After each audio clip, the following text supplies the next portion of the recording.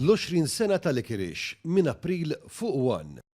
L-applikazzjoni tal-proġett ta' żvilupp ta' tieni Skyparks mill-Ajruport Internazzjonali Malta biżwid dak diġà eżistenti ingħatat il-permess mill-Awtorità tal-Ippjanar bħala Outline Development Permit. Sqarrija mill-Awtorità tal-Ippjanar qalet l-applikazzjoni tal-proġett tinkludi 3 blokok separati bil-ħolqien tal-lukanda ta' 4 stilel b'96 kamra.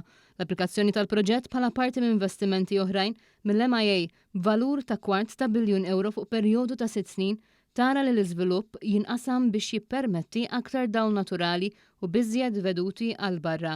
Il-binjiet se jinkludu wkoll fost l-oħrajn uffiċini, ħwienet u ristoranti li se jkunu komplementati minn pjazza u spazji pubbliċi, parkeġġi addizzjonali u diversi faċilitajiet oħrajn.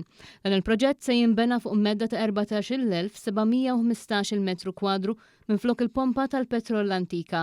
Fl-aħħar ta' Novembru l-Ajruport ħabbar l-investiment ta' €250 miljun f'numru ta' proġetti, fil-maġġoranza favur l-ambjent, li se jkomplu jtejbu l-maniġjar u s-servizzi offruti lil passiġġieri, inkluż b'terminal ġdid li x-xogħlijiet fuqu diġà bdew. Sadan it-tant l-Awtorità tal-Ippjanar ħabbret li ngħata l-permess ukoll għal pannelli fotovoltaiċi fuq żona mdaqsa f'Birzebbuġa fi ħdan il-faċilità tal-kumpanija tal-gass Gascoal LPG, proġett li wkoll se jara tħawil ta' 80 siġra matul it-triq.